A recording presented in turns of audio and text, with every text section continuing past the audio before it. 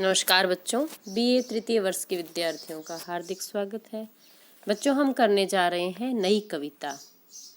जैसा कि आपको पता है कि हिंदी साहित्य का जो इतिहास है उसके कालखंड को यदि हम टुकड़ों में बांटते हैं उसकी प्रवृत्तियों के आधार पर, तो सबसे पहला युग आता है भारतेंदु युग, जो सन 1857 से शुरू होकर 1900 ईस्वी तक हम इसकी समय सीमा को हम मानते हैं। भारतेंदु के बाद जो प्रभावशाली व्यक्ति आए वो थे महावीर प्रसाद द्विवेदी, जिसे सुधारवादी युग भी कहते हैं या द्विवेदी युग भी कहते हैं। उनकी समय सीमा हम 1900 ईस्वी से 1915 ईस्वी तक मानते हैं। और उसके पश्चात आता है छायावाद 1915 से 1935 तक, और उसके बाद प्रगतिवाद 1935 से 1942 ईस्वी तक, और उसके बाद प्रयोगवाद अज्ञेय द्वारा प्रतिपादित 1942 से 1960 ईस्वी तक समय सीमा मानते हैं। वैसे 1954 तक भी मान सकते हैं। और 1954 और 55 में आ गई थी नई कविता। तो बच्चों, ये प्रयोगवाद जो है, प्रयोगवादी काव्यधारा के साथ साथ ही 1948 में नलिन विलोचन शर्मा, केसरी कुमार और नरेश, इन तीनों कवियों ने अपने नाम के आगे का एक एक अक्षर लिया। नलिन का न, केसरी का के और नरेश का न, नकेनवादी कविता। इन्होंने भी अपना एक नया वाद हिंदी साहित्य में शुरू करने की कोशिश की और नकेनवादी कविता की अवधारणा प्रस्तुत की, जिसने प्रयोग को ही साध्य मानकर काव्य की विवेचना की। किंतु ये काव्यधारा इन तीन कवियों तक ही सीमित रह गई, क्योंकि इसका कोई बहुत ही सबल वैचारिक आधार नहीं था। अतः अब आती है नई कविता। 1954 ईस्वी में डॉक्टर जगदीश गुप्त और डॉक्टर राम स्वरूप चतुर्वेदी के संपादन में एक पत्रिका निकलती थी, नई कविता।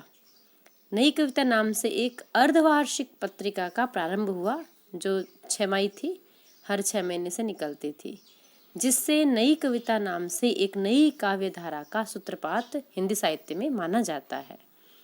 यद्यपि ये प्रयोगवादी काव्यधारा का ही विस्तार है, लक्ष्मीकांत वर्मा ने नई कविता के प्रतिमान नाम की कृति में बाकायदा नई कविता के स्वरूप और उसकी अवधारणा को स्पष्ट किया है। अज्ञेय द्वारा निकाला गया पहला सप्तक, फिर दूसरा सप्तक, तो दूसरे सप्तक के प्रकाशन तक आते आते हिंदी कवियों को ही लगने लगा था कि प्रयोगवाद एक स्वस्थ एवं प्रतिनिधि काव्य प्रवृत्ति नहीं है, क्योंकि वह मानव की कुंठाओं और वर्जनाओं से अपने आप को अभी मुक्त नहीं कर सकी है, और प्रयोगवाद की जो रासोन्मुखी प्रवृत्तियां थी उसके कारण हिंदी का प्रतिभाशाली कवि उससे मुक्त होने के लिए छटपटा रहा था, और ये जो नई कविता है उसने उस कवि को मुक्ति प्रदान की। सुमित्रानंदन पंत, गजानन माधव मुक्तिबोध, धर्मवीर भारती, गिरिजा कुमार माथुर, लक्ष्मीकांत वर्मा, डॉक्टर नगेंद्र आदि ने अपने आलोचनात्मक जो लेख लिखे उनमें नई कविता नाम को स्वीकार किया। डॉक्टर नामवर सिंह ने तो कविता के नए प्रतिमान में नई कविता की अवधारणा पर अपनी बहुत सारी स्थापनाएं भी दी हैं। बच्चों, ये जो नई कविता है निषेध की कविता न होकर जीवन के प्रति आस्था की कविता है। जीवन की जो सारी विद्रुपताएं हैं, विषमताएं हैं, उन सब के बावजूद जीवन में उल्लास और आशा की खोज ही नई कविता का मूल स्वर है। चूंकि नई कविता क्षण को महत्व देती है, किंतु ये स्वीकार करती है कि क्षणों की अनुभूतियां जीवन की निरंतरता की श्रृंखला को संपूर्णता तक जोड़ने का प्रयास करती है। नई कविता जीवन को अनुभूति के क्षणों में पकड़ती है तथा ये अनुभूति कवि को उसके आसपास के परिवेश से ही प्राप्त होती है। नई कविता अपना जीवन दर्शन परिवेश के जीवन सत्य से ग्रहण करती है। सामान्यतः नई कविता समाज के तिरस्कृत और अभावग्रस्त मनुष्य की पीड़ा का भी चित्रण करती है। नई कविता के इस दृष्टिकोण को बच्चों लघु मानववाद का नाम दिया गया है। लघु मानववाद यानी छोटे से छोटा इंसान, उसकी भी पीड़ा को रूपायित करने का श्रम करती है नई कविता। नई कविता लघु मानव की लघुता, हीनता का चित्रण करके उसकी उपेक्षा नहीं करती, बल्कि उसके अभावों के प्रति गहरी सहानुभूति प्रकट करके समाज में उसे सम्मानजनक स्थान दिलाने का प्रयास करती है। नई कविता ने साधारण मनुष्य की पीड़ा को विशिष्टता प्रदान की और मनुष्य के इस रूप को व्यापकता भी दी है। नई कविता की जो कथ्य परिधि में जीवन और जगत के सारे विषय आ जाते हैं, वह मानव की कुंठाओं वर्जनाओं की कविता न होकर व्यापक मानव संसार की कविता है। उसकी दृष्टि से एक पिन से लेकर भी छोटी सी एक सुई से लेकर भी आकाश का गहन विस्तार तक कविता का क्षेत्र है। किंतु इस सारी व्यापक दृष्टि के केंद्र में आखिर इंसान है। नई कविता अनुभूति की सच्चाई को बहुत अमूल्य मानती है कि व्यक्ति जो महसूस करता है, जो अनुभव करता है, उसकी जो सच्चाई है वो कविता व्यक्त करती है।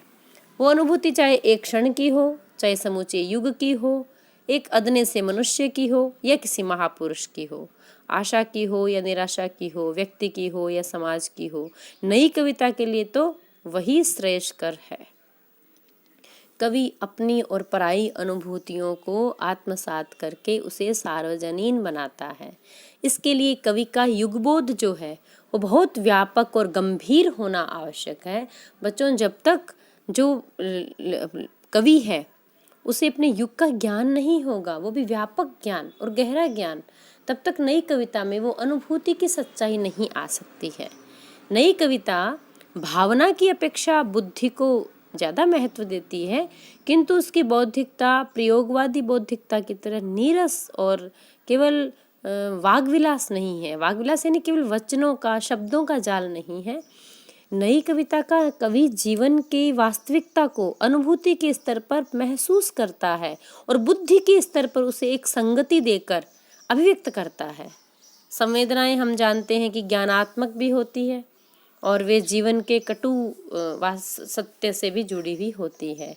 नई कविता का यथार्थ बोध जो है वो बौद्धिक होते हुए भी संवेदना से शून्य नहीं है, बल्कि मानव सृष्टि के प्रति अनुराग जगाने वाला है। और हम देखें तो नागार्जुन की जो कविताएं हैं वो इस तथ्य को प्रमाणित कर देती है। नई कविता की चिंता के केंद्र में इंसान है, समाज है। वह मानव समाज की सारी विषमताओं को रूपायित करती है और एक बेहतर मानवीय दुनिया की कल्पना करती है। कवियों में हम देखते हैं जो मुक्तिबोध, केदारनाथ सिंह, रघुवीर सहाय, सर्वेश्वर दयाल सक्सेना आदि का काव्य लोक जीवन की अनुभूतियों से युक्त नए मानवीय विकास की ओर संकेत करता है। नई कविता का जो शिल्प विधान है वो पूर्ववर्ती कविता से सर्वथा भिन्न है। वह शब्द को नई अर्थवत्ता प्रदान करता है, नए भाषा प्रतीकों, बिंबों, उपमानों की खोज करता है। बिंब जो आप समझते हैं बच्चों, शब्दों के माध्यम से जो चित्र बनते हैं हमारे दिमाग में, हम उसे बिंब कहते हैं और पांचों इंद्रियों के द्वारा ये बिंब ग्रहण किए जाते हैं। जैसे घ्राण बिंब है, कहीं वर्णन आ रहा है कि सौंधी सौंधी जलेबियों की गंध आ रही थी, या अस्पताल में घुसते ही दवाइयों की झुरझुरी जो है वो शरीर में दौड़ गई, एक अजीब सी गंध से नथुने भर गए, तो ये घ्राण बिंब है। चाक्षुष बिंब आँखों से जो नजर आता है।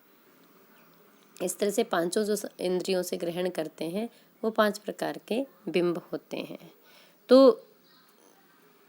ये जो नई कविता है इसमें नए भाषा है, प्रतीक है, बिंब है, उपमान है, इन सब की खोज है, किंतु ये खोज लोकोन्मुखी है, इसलिए जीवन के स्पंदन के बहुत ही निकट है।